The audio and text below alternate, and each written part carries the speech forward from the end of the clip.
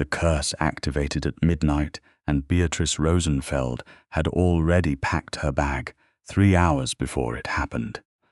She stood at the window of the cramped safe house above the laundromat on Vasile Street, watching the lights of the city below flicker as though the electricity itself felt the tremor rolling through the vampire district.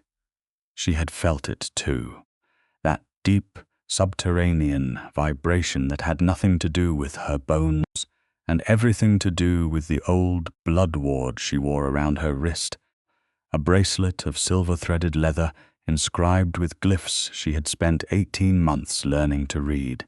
It had gone cold, not cool, cold in the way stones go cold in January when snow sits on them for days, cold the way dead things are cold, cold in a way that told her the protective enchantment had been triggered by something ancient and furious stirring somewhere in the underground court beneath the city. She knew exactly what had stirred. She had known it was coming for 6 weeks. That was why she had run. Beatrice tightened the strap of the bag over her shoulder, checked the inside pocket where the folded documents sat, the research, the photographs, the blood law transcriptions she had spent a year and a half stealing piece by piece from the Dragomir court archive while she worked as a contracted translator under a false name. She had found the prophecy buried in a codex so old that the vellum had turned to something closer to leather than paper, written in archaic Wallachian that even most vampires could no longer read. She had read it, she had understood it, and she had understood what it would mean when the dormant bloodline inside the Dragomir heir activated without warning, without ritual, without the ceremonial containment the ancient law demanded must be in place. It would mean the court would turn on everyone nearby. It would mean they would look for a scapegoat. And it would mean a human woman who had been quietly stealing their most protected secrets would be the most convenient target they could find. The vibration came again, stronger now, rattling the glass in its frame. Beatrice stepped back from the window and moved toward the door. She was halfway down the stairs when the front door of the laundromat below exploded inward. He came through it like something carved from white marble and given the furious momentum of a storm front, tall and devastating, white hair loose and falling past his jaw, silver eyes catching the fluorescent laundromat light and turning it into something that looked like lightning trapped in ice. His coat was dark, expensive, torn at one shoulder seam in a way that told her the activation had already begun, and it had already been violent. He stopped at the base of the stairs. His gaze locked onto her with a precision that was not human and never had been.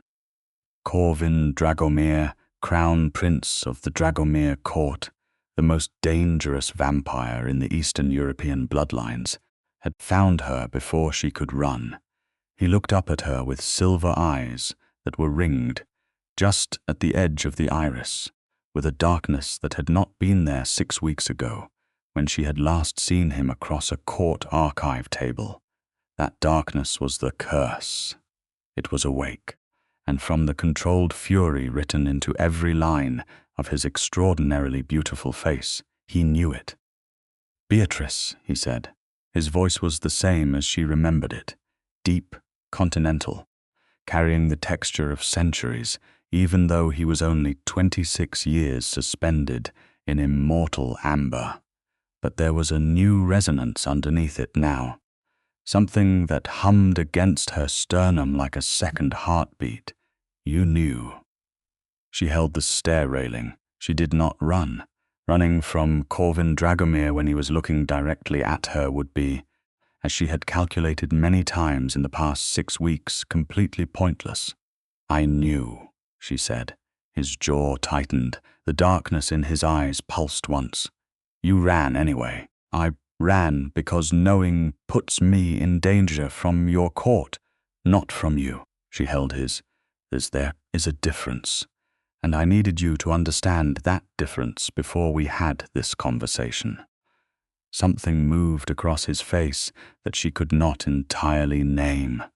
It was not anger, though anger was there. It was not relief, though something underneath the fury looked uncomfortably close to it. He started up the stairs toward her, each step deliberate and unhurried. The motion of a predator who knows the space between them is irrelevant because he controls the outcome no matter how wide it is. She stood her ground. She had made a decision to stand her ground with this particular vampire a long time ago. He stopped on the step below hers, which still put him at eye level with her because he was that tall. Up close, the silver rings around his irises were luminous and terrible, and she could feel warmth radiating from him that should not have been there, because vampires ran cold unless the blood power was moving. And right now, the blood power in Corvin Dragomir was moving at a scale she had only ever read about in texts that were supposed to be mythology. "Show me what you have in the bag," he said. "No," she said. Govolate silence. The fluorescent light buzzed above them. Somewhere in the laundromat, a dryer tumbled with a rhythmic knock. Beatrice. His voice dropped into something lower, quieter, and somehow more dangerous for the quiet. "The court is hunting you. My father has already issued a retrieval order. Do you understand what a retrieval order means for a human who has accessed restricted archive material? It means they will drag me into the court chamber and execute me under blood law to prevent the information from spreading," she said. "Yes, I know. I read the law in the original text. I also read the clause that supersedes it." He went very still. That particular quality of stillness was uniquely vampire, the total cessation of all unnecessary motion, like a photograph of something that should be moving. What clause? It was not a question. It was barely even words. It was a sound that meant he already suspected what she was about to say, and some part of him was bracing for it. She reached into the bag without breaking eye contact with him, found the folded sheaf of papers by touch, and held them out. He took them. His fingers were cold against hers for the half-second of contact. He looked down at the papers. She watched his face as he read, watched the controlled fury shift into something more complex, watched his silver eyes move rapidly down the page and then stop.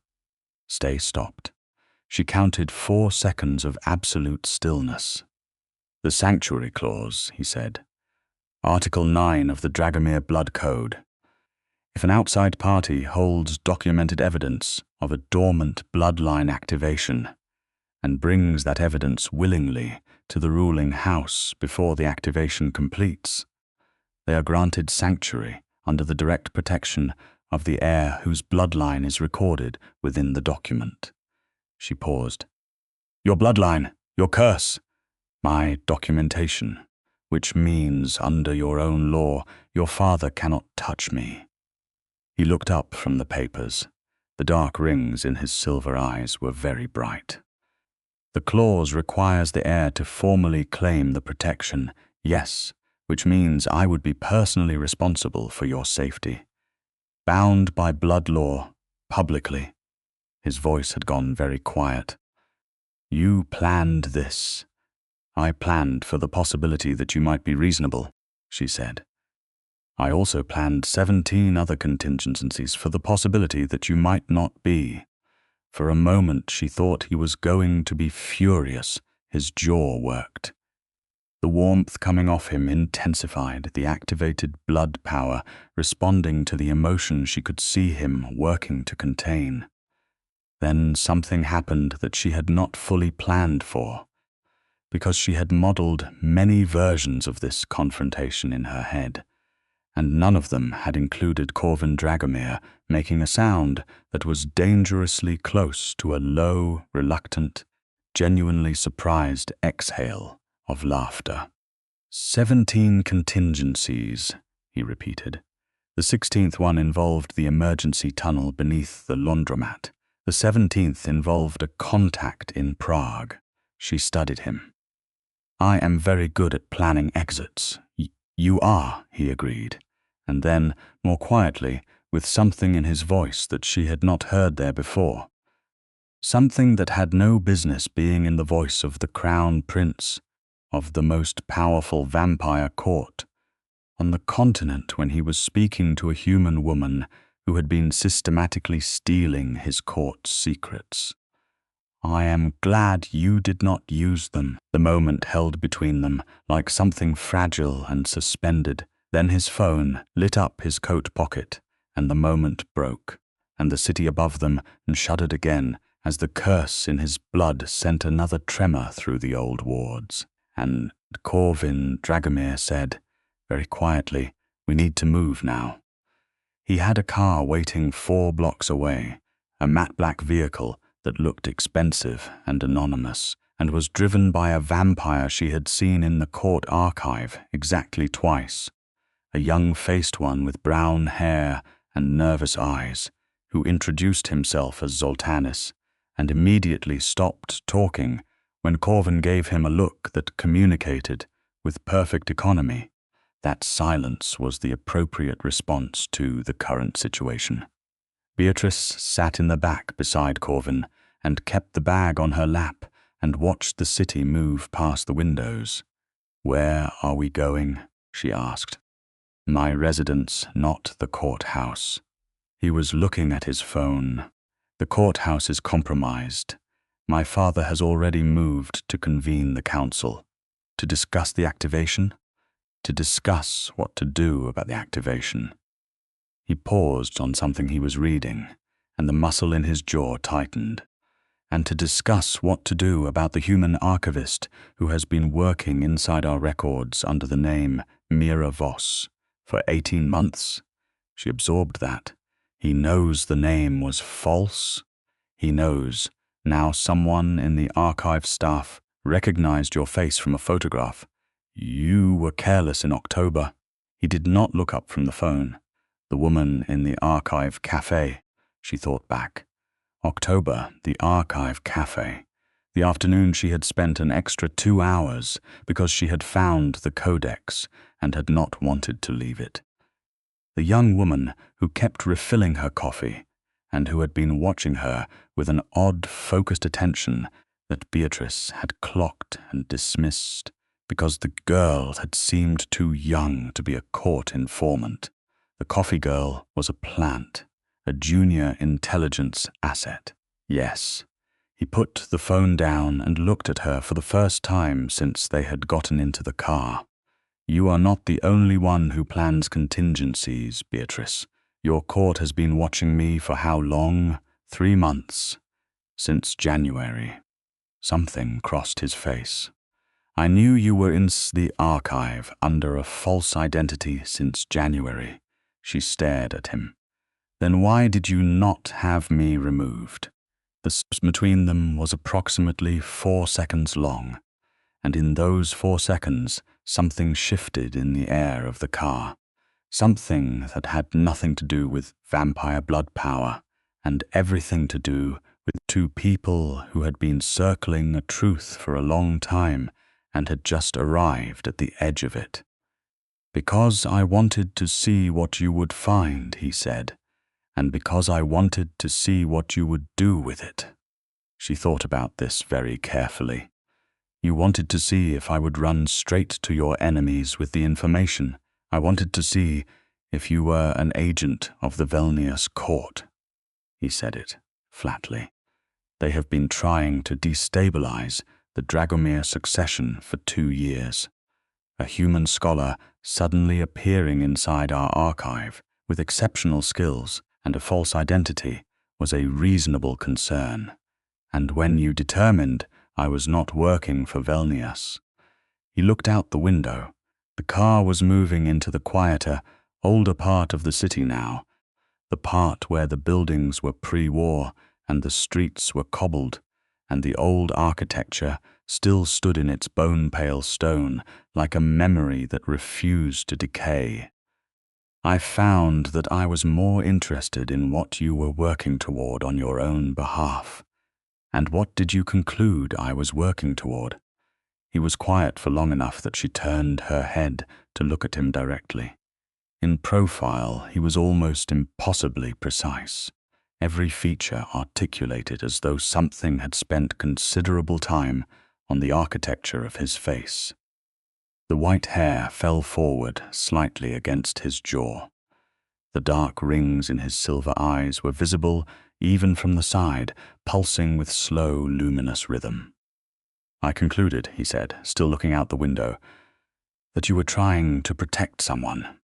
She did not answer immediately, and the silence was its own answer.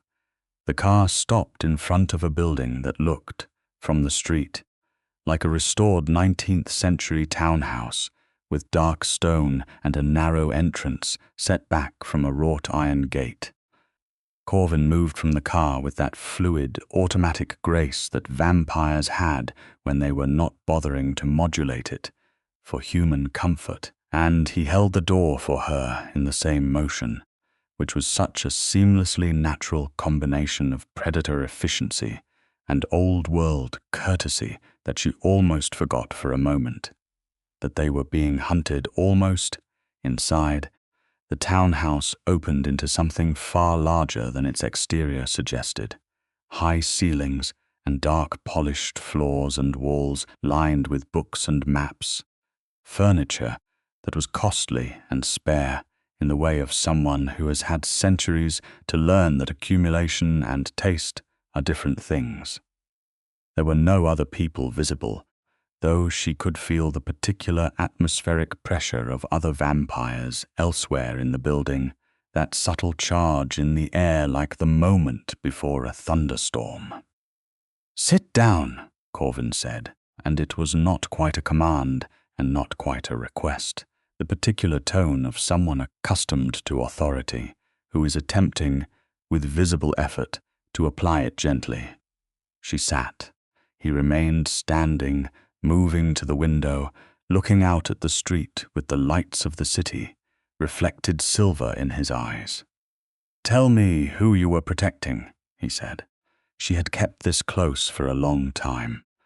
She had kept it behind walls of professional detachment and careful planning, and the deliberate emotional armor that she had built over 7 Vinton years of working at the intersection of human academic research and a world that had been kept secret from most of humanity, and that could swallow her whole if she made a single mistake.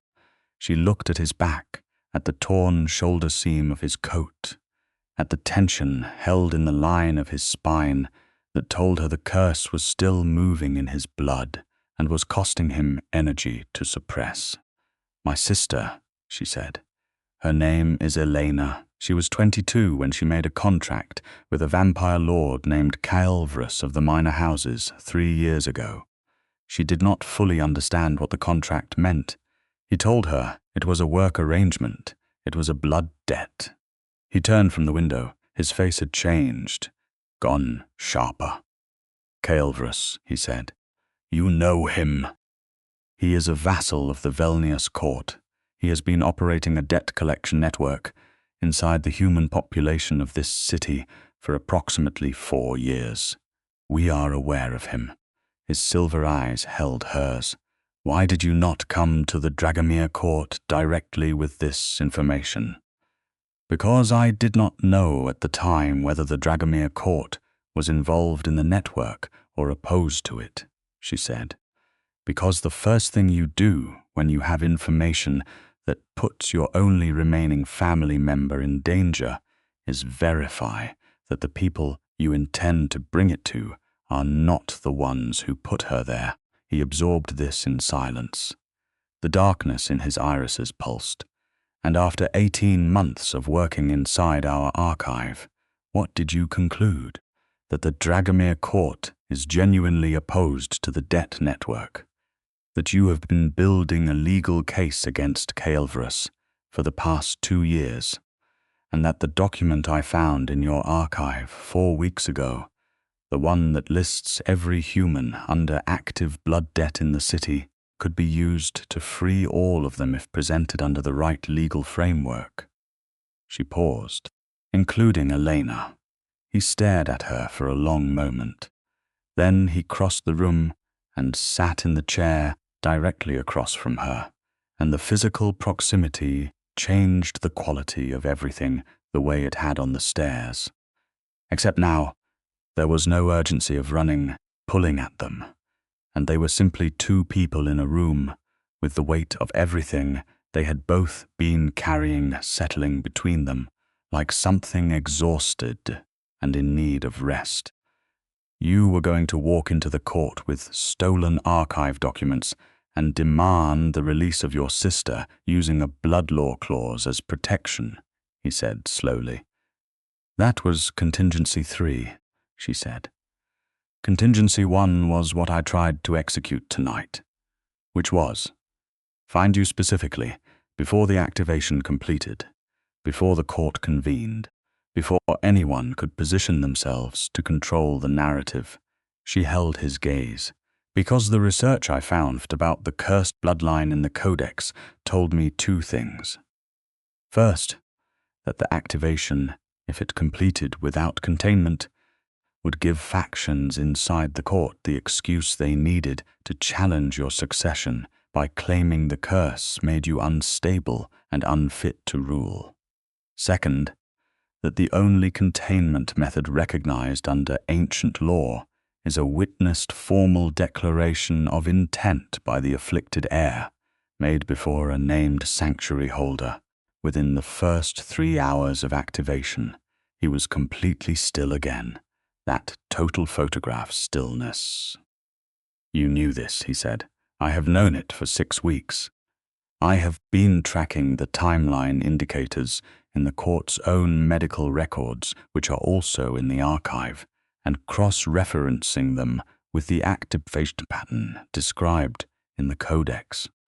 She reached into the bag again and produced a second document, this one a carefully organized chart of dates and physiological data points that she had been compiling since the day she found the prophecy. The activation was always going to happen within this 3-week window. I narrowed it to tonight, based on the ward behavior. He took the chart. He looked at it. He looked up at her. Something in his expression was doing something complicated, something that moved through disbelief and shifted into something much quieter and deeper. You have been tracking my blood curse, he said. Someone had to, she said. You clearly had not. The silence stretched. Then, very softly, he said, I knew something was coming. I could feel it moving in the bloodline for the past month. I did not know the Codex existed. It was filed in a restricted section even within the restricted archive, and the index was falsified to misdirect searches under my own name. He paused. Someone in the court deliberately hid the containment information from me. Yes, she said. I think so too. The misfiling was recent. I found it because I was not searching under your name. I was searching under the cursed designation, and whoever tampered with the index only changed the heir-linked catalogue, not the classification index. His eyes were very dark now, not with a curse, with something colder and more calculated. Who in my court would want the activation to complete without containment? Someone who wants the succession crisis the court factions would use the curse instability to trigger, she said. Someone who would benefit from your removal. She hesitated. The document trail in the archive suggests a connection between whoever falsified that index and the Velnius court. And the Velnius, he said very quietly. The word came out like something being placed on a table before a reckoning. The same court that Calvrus serves. The same court that has been running debt networks through the human population. The same court that would gain enormously if your succession collapsed and your father was forced to call an open council to determine the Dragomir heir. She watched him. They did not to like blood debts. They were positioning for a hostile succession play. He stood. The movement was abrupt and controlled at the same time, the energy of the activated bloodline visibly coiling through him as he moved to the window again, one hand braced against the frame. Outside, the city was deeply quiet. That particular 3 a.m. quiet that felt like held breath. The declaration of intent, he said. The containment method. You said it must be made before a named sanctuary holder. Yes, and you came to me tonight with the documentation under the sanctuary clause. He did not turn around. You are the sanctuary holder. If you name me formally, yes. He was quiet for a long time. She could see the fine tremors that moved through him periodically, the curse testing the edges of his control, the activated ancient power looking for an outlet and finding instead a will that refused to yield to it. She thought about what it must feel like, that enormous pressure from inside, and she felt something move in her chest that was not purely analytical. If I name you sanctuary holder under blood law, he said, you gain legal protection from court jurisdiction. They cannot execute you. They cannot detain you. You would be formally under my protection. He paused. You would also be formally and publicly linked to me in a way that every faction in the court will use as ammunition. They will claim you have influence over the succession. They will question my judgment. They will say a prince who grants sanctuary to a human spy has compromised his court and his bloodline. I know, she said. It would put you in further danger, not less. He finally turned. His face was very controlled and very tired under the control. There are people in that court who would move against you specifically to destabilize my position. I know that too, she said. I built contingencies for it. Contingencies 4 through 9. Mostly, he stared at her, something fractured, very slightly, in the controlled expression. Beatrice, why are you doing this? She thought about giving him the practical answer, the one about Elena and the blood debt and the legal document in the archive. It was all true. It was all part of it. But she was sitting in his private residence at 3 a.m, looking at a vampire prince who had known she was inside his archive under a false name for 3 months and had chosen not to remove her, who had a blood curse moving through him like a tide and was holding it back through sheer force of an extraordinary will, who had come through a door looking like a storm-given form, and then stood on a staircase and listened to her logic with those silver eyes that saw more than they should, and she found that she could not give him only the practical answer. Because I read the codex, she said, and I read what happens to someone carrying this curse if the activation completes without containment, and I could not read that and do nothing about it. She met his eyes directly. Even if the person carrying the curse would have been a complete stranger, which you are not. He crossed the room, he moved the way he always moved, with that unhurried certainty of a creature that has learned. It exists at a different rate than the rest of the world, and he stopped directly in front of her and looked down at her with those luminous, dark-ringed silver eyes, and she did not look away. We have spoken perhaps 20 times, he said, in the archive, in the hall outside the archive, once, at the winter solstice formal reception that you attended as a credentialed translator, and where you spent 40 minutes talking to Archivist Benedek about the indexing system. He paused. I counted. She blinked. You counted. I found that I noted the occasions he said it, with the very slight stiffness of someone admitting something they had not entirely planned to admit. I also noted that you argued with Benedek about the Wallachian classification schema and were entirely correct, and that he was too proud to acknowledge it, and that you were gracious about it, which, given the quality of your argument, you had no practical obligation to be. She was quiet for a moment, looking up at him. You have been watching me. I told you the court had an intelligence asset tracking you. I am not asking about the court. She held his gaze. I am asking about you. The darkness in his eyes pulsed twice and then steadied, and he said very quietly, Yes, I have been watching you. The moment was precise and fragile and enormous. She felt her heartbeat, which was foolish.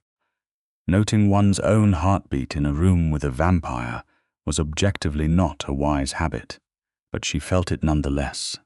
Then his phone lit up again, and the voice of Zoltanis came through the door, strained and urgent. My lord, the court has sent a retrieval team. They are 3 minutes out.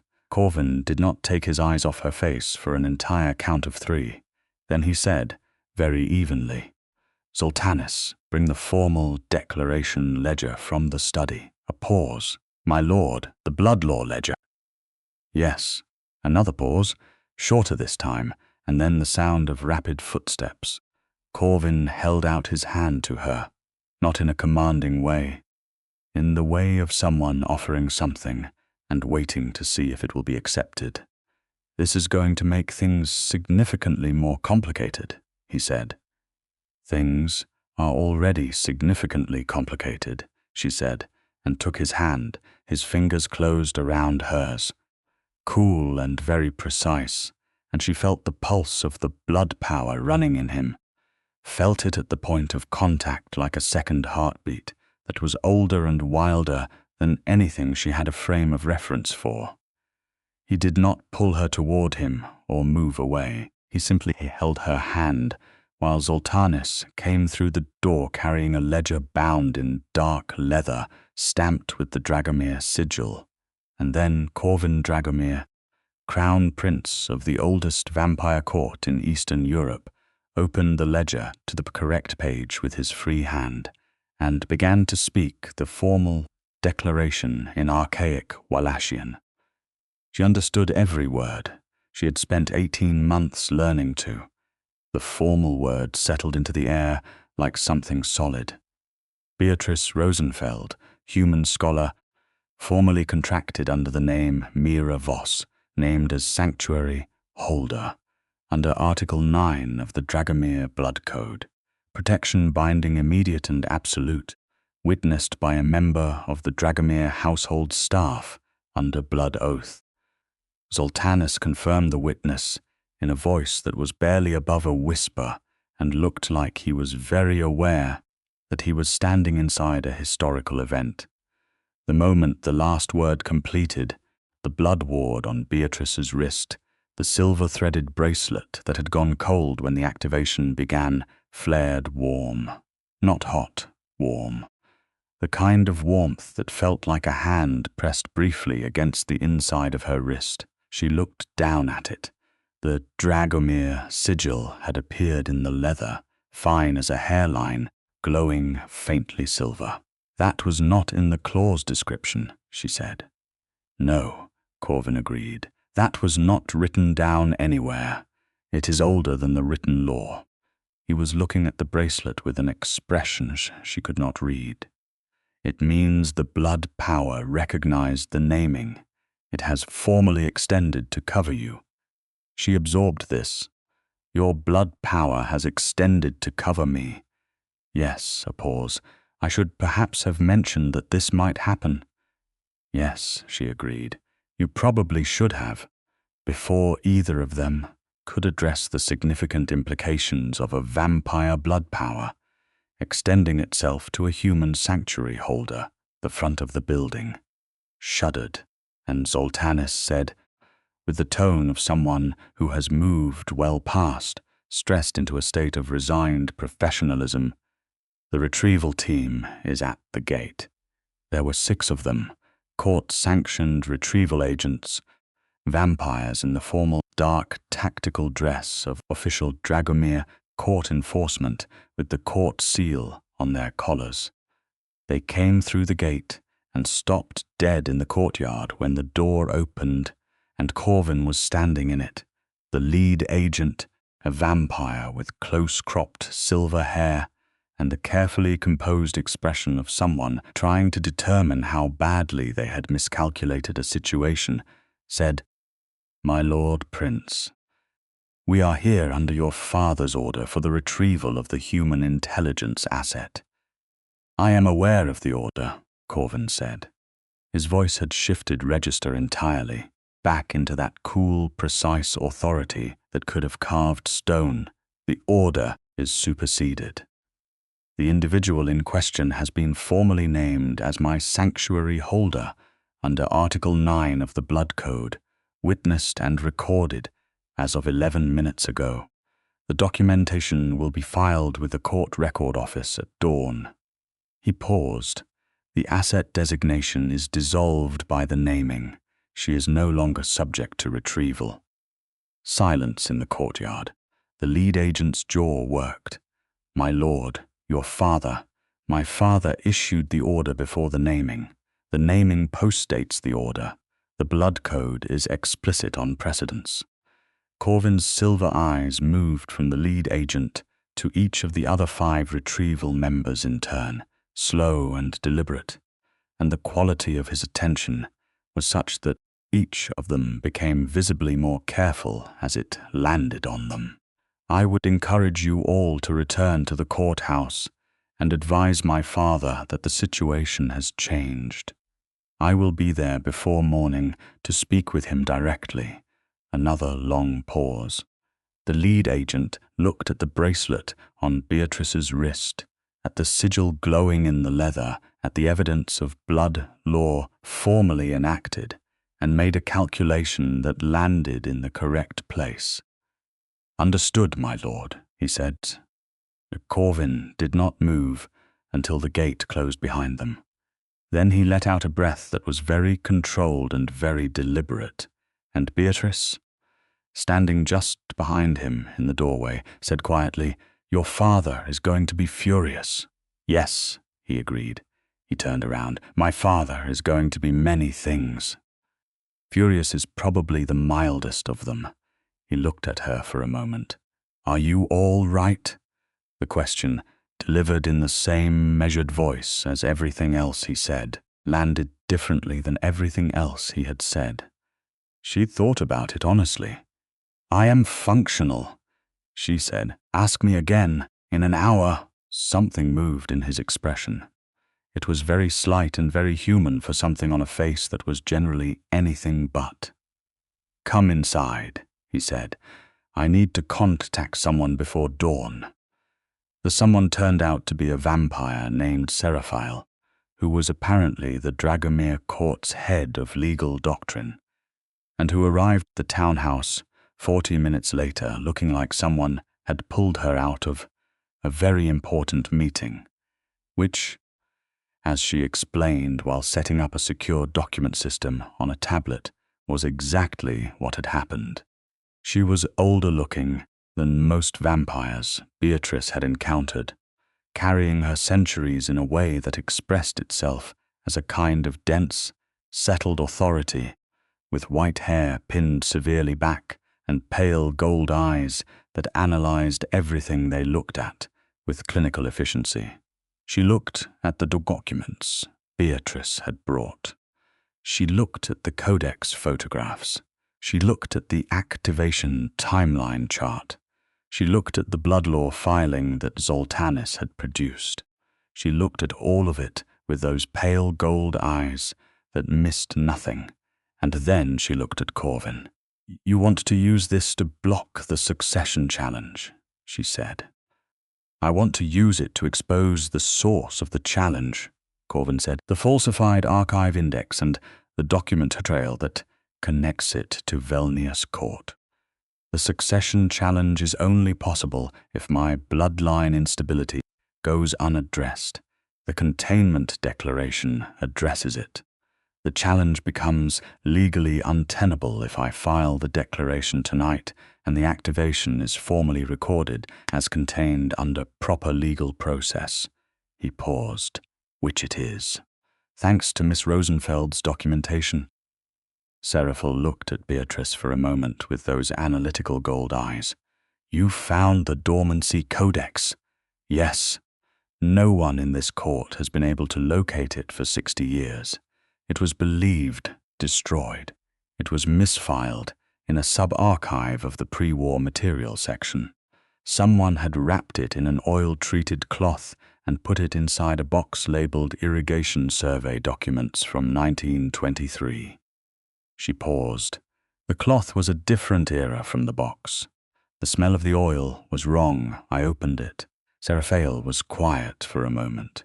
Then she said, very deliberately, My Lord Prince, I would like to recommend that we retain Miss Rosenfeld as a formal consulting archivist to the Dragomir court under a real name and a legitimate contract. A very short pause. That recommendation is noted, Corvin said, and looked at Beatrice, and the edges of his mouth moved into something that was technically too restrained to be called a smile, but was unmistakably adjacent to one. Beatrice said, There is also the matter of the blood debt registry. The room focused. Seraphil's gold eyes sharpened. Corvin went still. She produced the document. The blood debt registry, 37 pages of names, debt terms, collection records, and originating contracts, all operating under Caelvrus of the minor houses, all connected through 6 degrees of obfuscated documentation back to the Velnius court. Elena's name was on page 11, debt term, indefinite renewal, originating contract, signed under false representation of scope. Seraphil took the document and did not put it down for 2 minutes. This is their whole operation, she said. Every name, every contract, every falsely obtained contract, Beatrice said carefully, signed under misrepresentation of terms, which under Blood Code Article 14 constitutes fraudulent binding, which is grounds for full contract dissolution. She met Seraphil's eyes, all of them, every person on that list. Another silence, this one with a different quality, the quality of legal minds understanding the full weight of a weapon they have been handed. You have been building this case for 18 months, Seraphil said. Yes, under a false identity, inside a restricted archive, with no legal standing or court affiliation. Also yes. And you were going to do what with it exactly, if the prince had not been cooperative tonight? Beatrice held the woman's gaze. Contingency 12 involved filing the document with the Intercourt Accord arbitration body in Zurich. They have jurisdiction over fraudulent blood contracts under the 1887 Accord. It would have taken longer. It would have created an international vampire court incident. But it would have worked. Seraphil looked at her for a long moment. Then she looked at Corvin. She built a case that could dissolve a Velnius court blood debt network using your own law against them, and then walked into your residence at 3 a.m. and handed it to you. Yes, Corvin said, and you named her your sanctuary holder. Yes, he said. I see, Seraphil said, with the tone of someone who sees considerably more than she is commenting on. She turned back to the documents. Let us get to work. Dawn came like something cautious, pale and thin, through the heavy drapes of the townhouse. Seraphil had not stopped working. Zoltanis had produced coffee at some point, which Beatrice drank and which the vampires did not touch, and the table had accumulated organized stacks of documents, printed filings, cross-referenced legal citations, and a timeline of the Velnius court's succession play that was so clearly articulated. It looked almost elegant in its malice. Beatrice had fallen asleep in the chair sometime around 5. She had not meant to. She was aware of it in the peripheral way.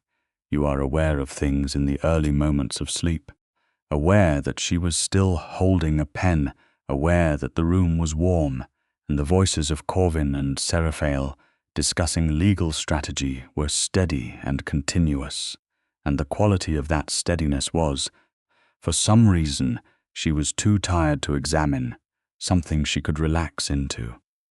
She was aware, in the last moment before she went under properly, that someone had put a blanket over her. She woke at 8 to find the documents filed, Seraphael gone, Zoltanis maintaining a professional silence by the door, and Corvin sitting across from her in the chair he had occupied for most of the night, awake, composed, still in the torn coat, watching her with silver eyes that the morning light, diffused through the drapes, turned to something like pewter. "It is filed," he said when she opened her eyes, "the containment declaration, the blood debt registry, the falsified archive index documentation. All of it is with the court record office, and a copy has been transmitted to the intercourt accord body in Zurich." He paused. "The Vilnius court will know within the hour." She sat up. The blanket settled around her waist. "And your father?" "I spoke with him at 6. By phone. The conversation was difficult. He said it very evenly. He is not pleased about the sanctuary naming. He is less pleased about the fact that the succession challenge was being constructed from inside our own court, with Vilnius backing. He is working through these two separate displeasures in the order of priority, that a reigning vampire lord prioritizes such things, meaning the treason inside the court is outweighing the sanctuary holder, for now." A pause. "He will want to meet you." She absorbed this. "The Dragomir lord wants to meet the human woman his son named as a sanctuary holder. Yes, when... He has called a formal court session for this evening. Both of us are expected." He looked at her steadily. "You do not have to attend if you do not want to. The legal protection stands regardless. I will represent the filing." She thought about this for approximately 4 seconds. "I spent 18 months preparing for this. I am not going to hand the final act off to someone else." Something moved in his expression. It was the warmth again, that thing she kept catching in glimpses behind the control, the thing that was too genuine and too unguarded to be entirely intentional. "No," he said, very quietly. "I did not imagine you would." They spent the day in the townhouse. Zoltanis procured clothing for her, something appropriate for a formal vampire court session, a dark dress with enough severity of cut to read as composed rather than decorative, shoes that allowed actual movement rather than the purely ceremonial function of most formal footwear. She cleaned up in the townhouse bathroom, stood in front of the mirror, and told herself that she was prepared, which she was, and that she was calm, which she was approximately 80%, and that the warmth she had felt at the point of contact when Corvin's hand had closed around hers was a purely physical response to an unusual situation and was not remotely relevant to the evening's events. She was approximately 60% convinced of that last one.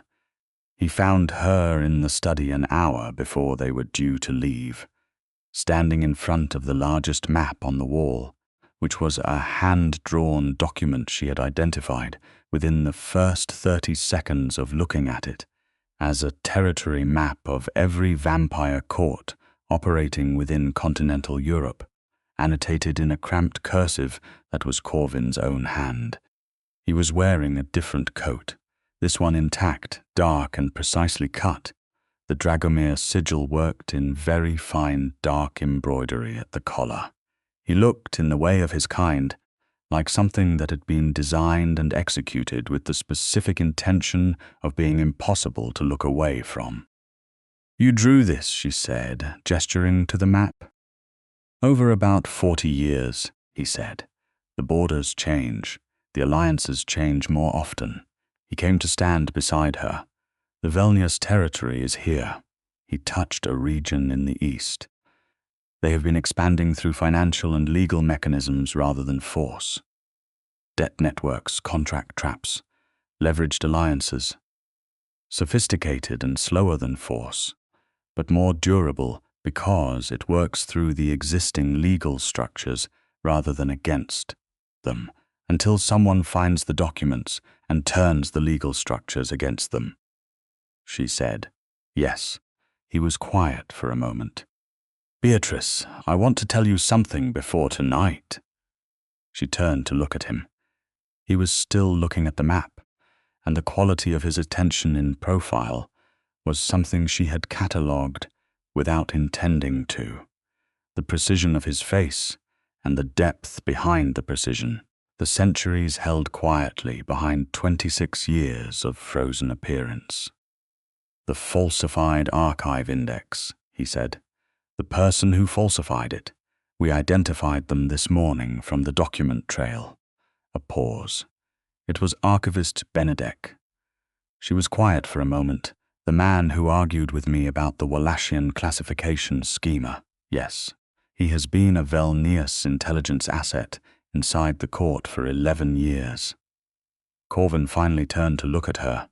"He knew you were inside the archive.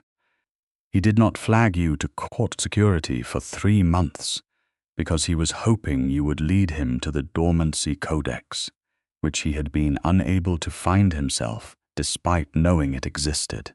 He intended to let you find it and then retrieve it from you and destroy it. But I found it and made copies before he could move," she said. "Yes. When the court intelligence asset flagged your photograph in October, Benedek moved quickly to escalate the situation, hoping to get you removed from the archive before you could act on whatever you had found. The retrieval order last night was in part because of pressure he applied to court security through back channels." He held her gaze. "He has been detained. He will face the court tonight alongside the Velnius succession challenge." She nodded slowly. "He would have destroyed the containment information. The activation would have completed without any record of the legitimate containment method existing." Yes, his voice was very even. "You would have had no legal mechanism to use, and I would have faced a succession challenge with a curse the court claimed I had no lawful way to contain." The full weight of what had almost happened moved through the room between them. "You would have lost the court," she said. "Very probably," he agreed. "And Elena and everyone else on the debt registry would have remained trapped. Because without the Dragomir court's legal standing, the intercourt filing would have taken years, and Velnias would have had time to dissolve the evidence." "Yes." He was watching her with those silver eyes. "You are the reason none of that happened." She looked at him for a moment. Standing in his study in the morning light that did not touch him the way it touched her. This extraordinary inhuman person who had let a human woman spend 18 months inside his court's most restricted records because he wanted to see what she would do, who had counted the number of times they had spoken, who had put a blanket over her while she slept. "We helped each other," she said. He was quiet, then, very softly, "Yes, I suppose we did." She touched the bracelet on her wrist, the one with the Dragomir sigil in the leather, still faintly warm. "What happens to this after tonight, after the legal situation is resolved?" He was still. "The sanctuary naming has no automatic expiration under blood law. It remains in place until formally dissolved by mutual agreement." He paused. "I have no intention of dissolving it."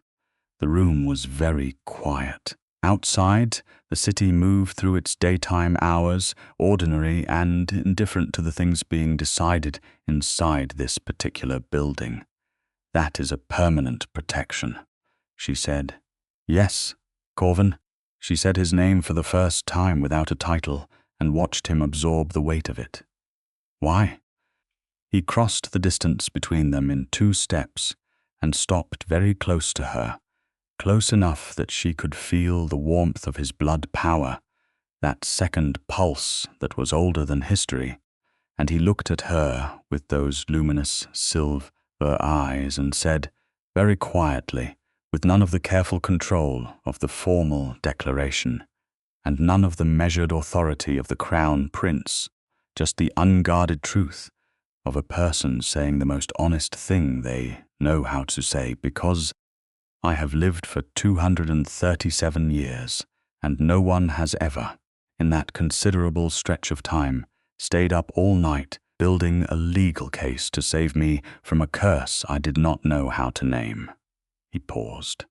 And because you argued about indexing systems with enough precision and fire that an archivist who has worked in this court for 60 years still had not forgotten it 4 months later. And because when I came through that door last night you did not run. She breathed. The blood power warmth against her skin was steady and encompassing. I told you I was not running from you, she said. Yes, he said, you did.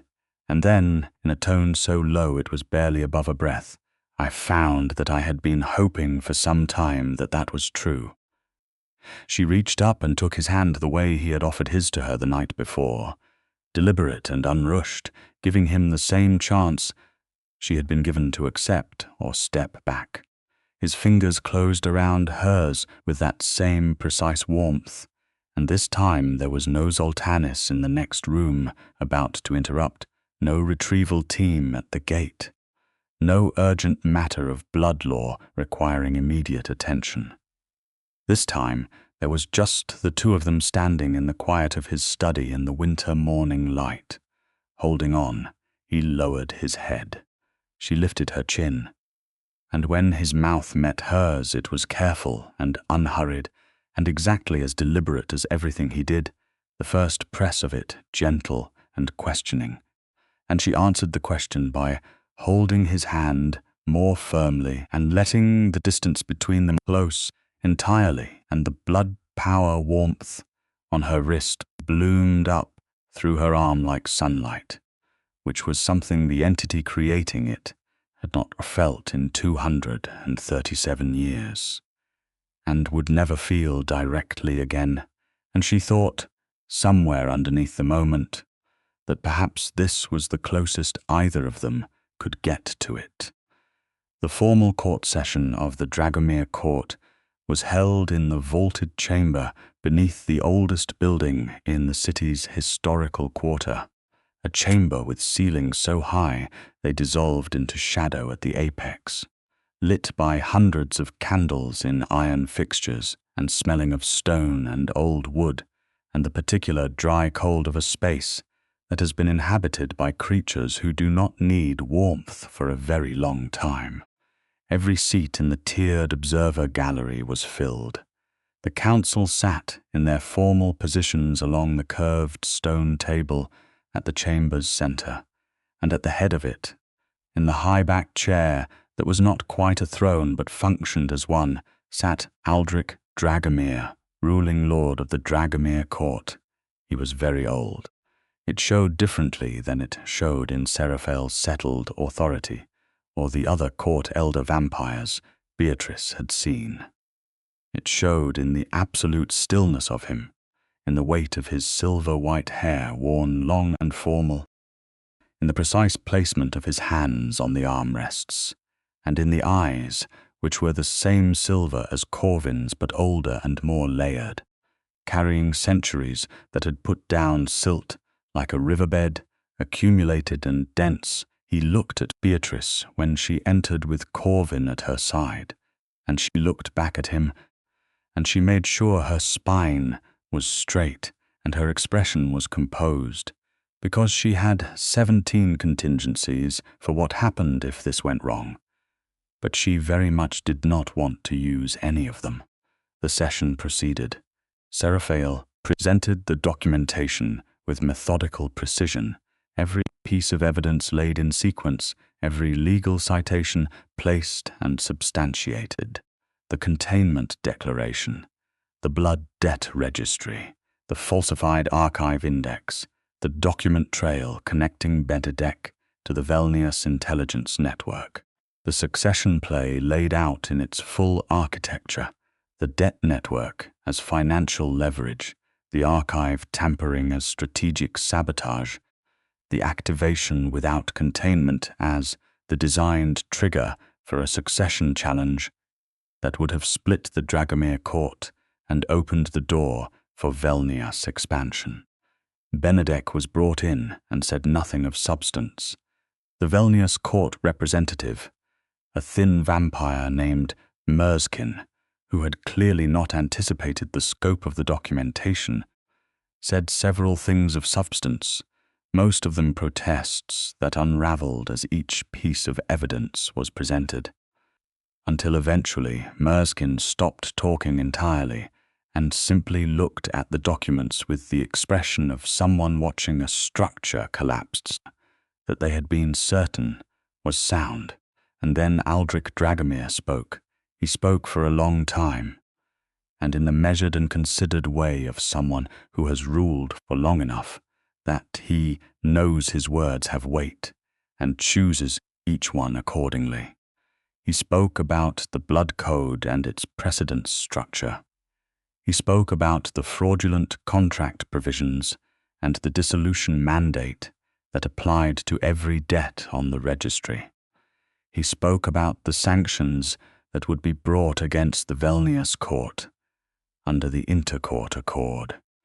He spoke about the court's internal security review and the full investigation of Benedek's network of contact within the Dragomir staff. And then he stopped speaking about legal matters and looked at Beatrice. The chamber was very quiet. "You are the human scholar who found the dormancy codex," he said. "Yes, my lord," she said, "under a false name, inside a restricted archive." "Yes, my lord." "And used the information you found there to protect my son from a curse my own court had conspired to let complete without intervention." A pause. "Yes, my lord." He was quiet for a moment. The candles moved around him in draughts that came from no visible source. "My son has named you sanctuary holder under the oldest provision in our law." "Yes, my lord." Another pause, longer this time. The silver eyes that were the origin of the silver eyes she had been looking into for the past 20 hours moved over her with the density of centuries behind them. "The sanctuary naming is validated," he said. "It stands. The court acknowledges it." He paused. "And the court acknowledges the debt owed by the Dragomir bloodline to the human scholar who, without any obligation to do so, and at considerable personal risk, prevented the destruction of the succession and preserved the integrity of our law."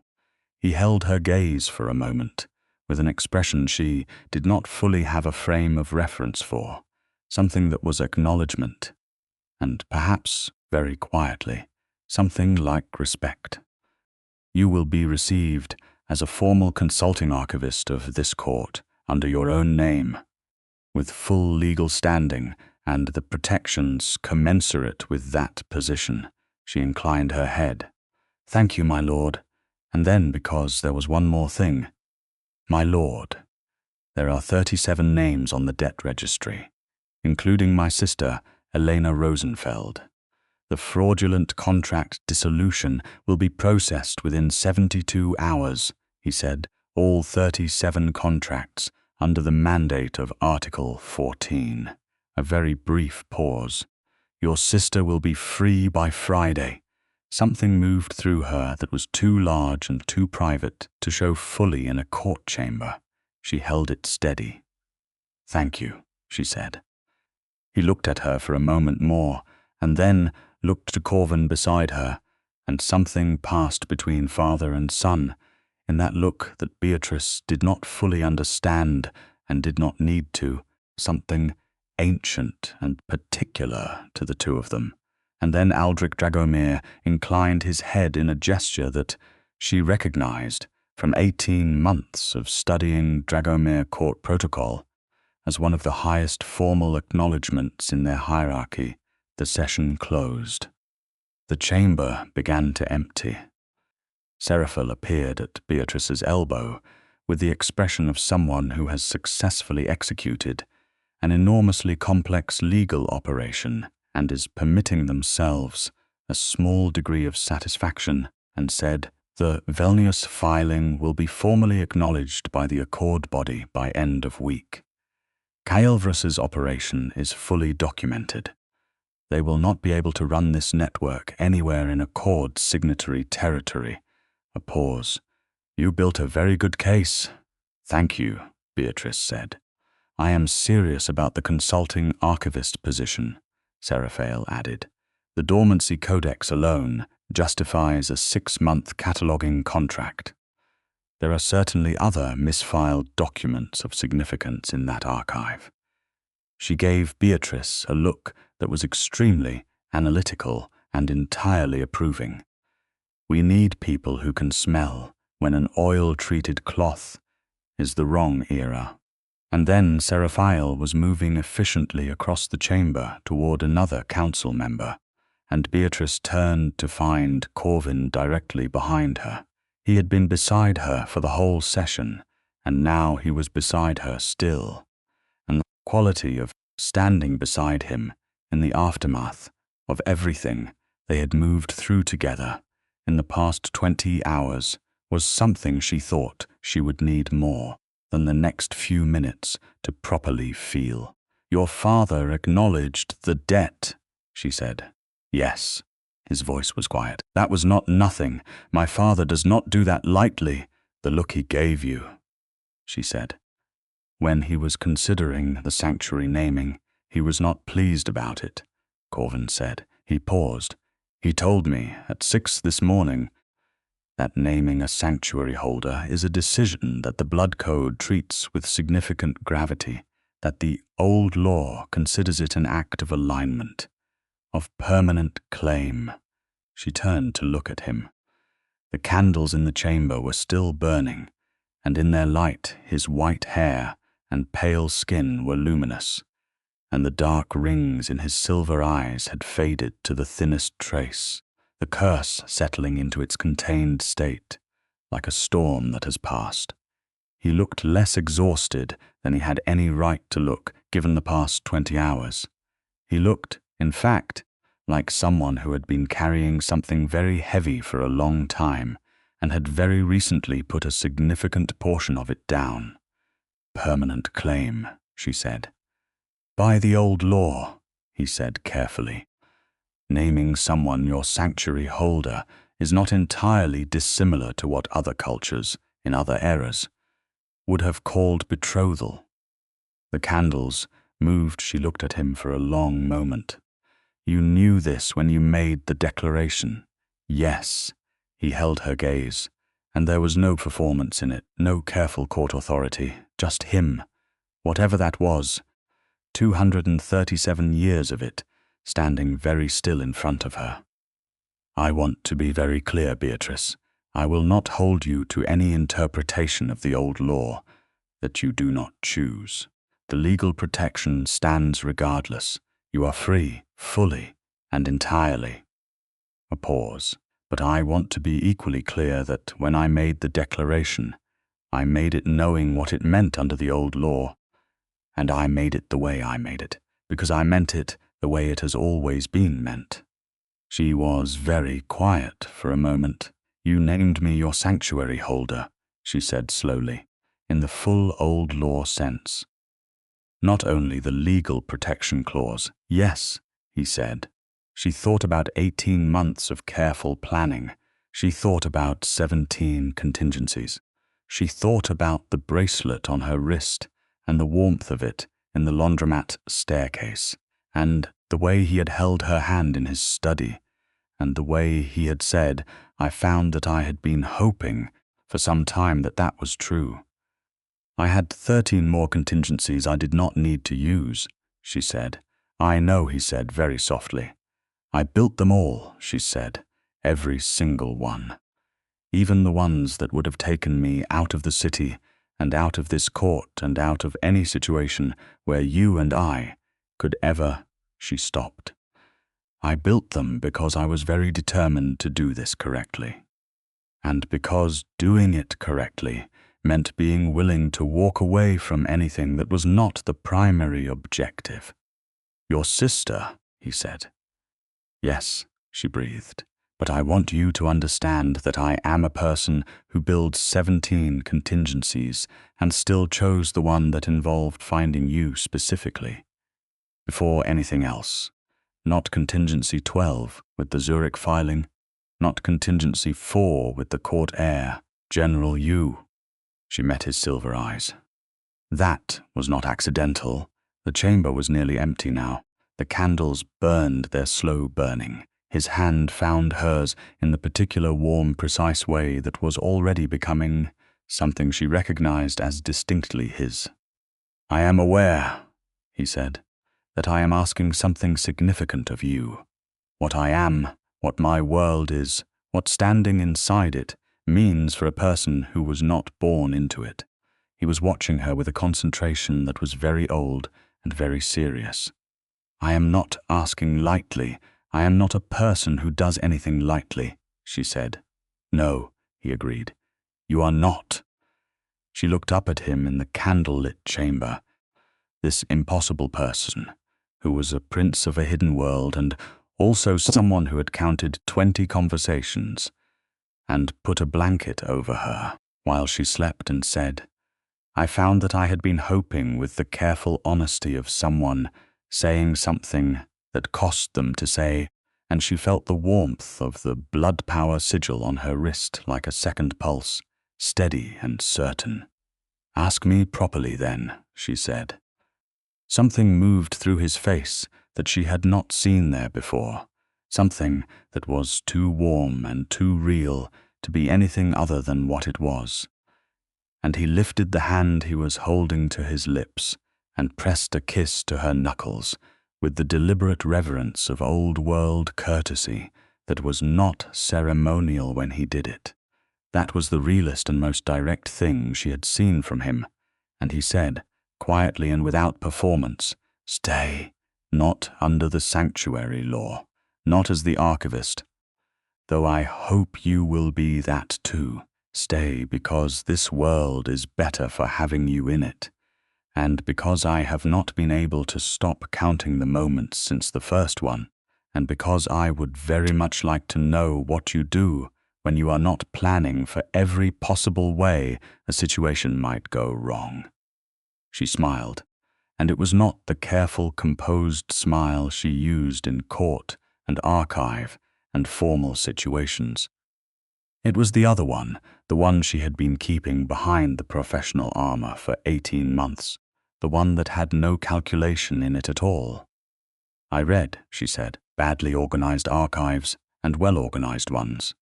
I drink too much coffee. I have arguments with indexing systems, usually out loud, which is apparently memorable. She paused. And I apparently plan extremely elaborate, covert archival operations for the people I care about, even when those people are vampire princes who could, theoretically, look after themselves. Theoretically, he agreed. And his voice had moved into that quieter, warmer register that she was already beginning to associate with the moments when he let the crown prince posture settle aside and was simply himself. Though the evidence of the past 20 hours suggests my self-preservation instincts are in need of significant supplementary support. I have 17 contingency plans worth of supplementary support available, she said. I know, he said. I find that I am unreasonably grateful for each one of them. He drew her hand toward him and then stilled, waiting with that particular quality of waiting. That was very different from hesitation. That was the patience of someone who knows they have time and chooses to spend it carefully, and she stepped forward and closed the remaining distance between them. and felt his arms come around her with the careful strength of something that intends to hold and not let go. And she let him, and the warmth of the blood power enclosed around her like something that had been looking for its correct shape for a very long time and had finally found it. Outside the ancient chamber, above the layers of the underground court and the cobbled streets and the old stone buildings, the city moved through its evening with no knowledge of the things that had just been decided in the dark below it. People walked home from work and cooked dinner and called their siblings and went about the beautiful ordinary business of living. And in a city that kept ancient secrets like layers of sediment beneath its modern surface, a human woman and a vampire prince stood in a candlelit chamber and held on to each other and did not let go. 3 days later, Elena Rosenfeld walked out of the debt collection building on the east side of the city with a dissolution document in her hand and her phone already ringing with Beatrice's number. She was thin and tired and looked like someone who had been afraid for a long time and was just beginning to understand that the fear was over. She stood on the pavement in the winter light and answered the call and said, "Bea?" in a voice that was trying very, very hard to be composed and failing slightly. "Eleanor," Beatrice said, "are you out?" "I am out," Elena said. The dissolution document crinkled in her grip. "Bea, how did you?" The letter said the contract was dissolved under Article 14, that it was fraudulently obtained, that there is a full legal investigation. How did you? "I spent 18 months in a very poorly organized archive," Beatrice said. "I found some important documents, a silence. Then, with the particular tone of a younger sister who has spent a lifetime catching the edge of things, her older sister does not fully explain. "Bea, what did you do?" "I solved a problem," Beatrice said. "Actually, we solved a problem." "We," Elena repeated. In the background, Beatrice heard a voice, low and carrying, say something in Wallachian, and she heard Beatrice laugh in the way she rarely laughed, full and genuine, and she heard her say, quietly, "In a moment," and then come back to the phone and say, "Come to this address tonight. I want you to meet someone." "Who?" Elena said, still staring at the dissolution document. "Someone who counts things he should not need to count," Beatrice said, "and who is very much in need of a better indexing system. You will like him." A pause. "He has an excellent library." Elena looked up at the winter sky above the city, bright and cold and enormous, and breathed, she said. "I am coming." Corvin was waiting in the townhouse study when Beatrice came back from the call, standing in front of the territory map with a second cup of coffee he had procured for her, because he had learned in 3 days that the coffee was important, and she took it and stood beside him and looked at the map with him. "She is coming tonight," Beatrice said. "Good," he said. He was looking at the Velnias territory on the map. It had a notation on it now, in his cramped, careful cursive, that said under Accord investigation, which was a small notation for a very large change in the landscape it described.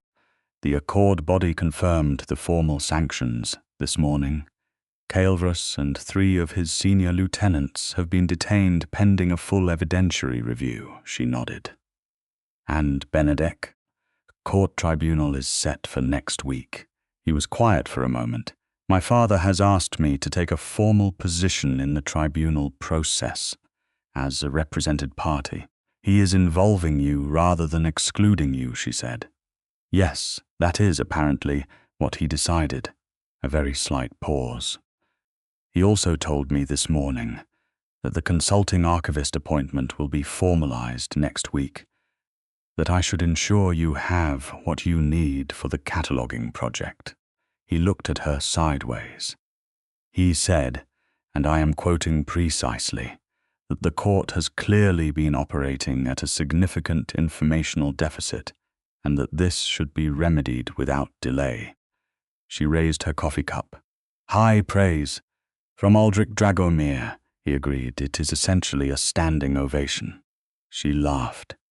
It was the real laugh, the one without calculation, and he watched it happen in the way he watched most things she did, with a careful and complete attention that she had stopped finding unnerving and started finding, sometime in the past 72 hours, simply true. He watched her the way she had begun, despite her best efforts to watch him, with the specific quality of attention you give to something that has become important in ways you did not anticipate and do not want to look away from. She put the coffee down and turned to face him properly, and he turned toward her, and she took the lapel of his coat in her hand the way she had wanted to. She realized, since the laundromat staircase, when he had been looking up at her with those extraordinary silver eyes, and something in her had said, quietly and without being asked, "This is the one who will change things." "Corvin," he said, and then his hand came up to cover hers where it held his lapel, and he brought his forehead down to rest against hers very gently, in a gesture that was so simple and so unguarded that it undid something in her chest that had been carefully tied for a very long time. "I am staying," she said, "not because of the law, not because of Elena or the archive or the accord filing." She paused. "Because you count things you should not need to count, and you put a blanket over people while they sleep, and you held the door while you were simultaneously being extremely regal and intimidating, and I find I cannot reconcile those things into anything except the truth of who you are." She looked up at him. "And I want to know the rest of it, the 237 years of it, all of it." He was very still for a moment. Then he lifted his head and looked at her with those silver eyes, and the darkness that had ringed them with the curse was gone, entirely gone, contained and settled and quiet, and what was left was simply the color of them, the luminous, precise silver, looking at her with the weight of every year of a very long life that was still continuing. "You are going to need a great deal of coffee," he said softly. "I know," she said. "I have already budgeted for it." He kissed her then, with the patience of someone who knows they have time and wants to use it. Exactly right. And the warmth of the blood power on her wrist was steady and certain, a second pulse running alongside her own, 2 heartbeats that had found the same rhythm outside. The city turned toward evening. In the underground court below the cobbled streets, the candles were lit. In the historical quarter above it, Elena Rosenfeld was walking toward an address she had been given, dissolution document folded in her coat pocket, toward her sister and toward the beginning of a life no longer bound by a contract signed under false pretenses, in a study full of maps and books and badly organized research. A vampire prince and a human scholar held the territory between them with the ease of people who have each, finally, found the person they did not know they were looking for, but now cannot imagine being without. The cursed bloodline had activated, and the human runaway had been prepared, and what neither of them had been entirely prepared for was this: that the thing they built together in the 3 hours before dawn, on the night everything changed, would turn out to be larger and more permanent than any legal declaration, any blood law clause, any court session or accord filing or containment document could contain or define. What they had built was simply themselves, turned toward each other, with all the time there was. It was, as it turned out, enough.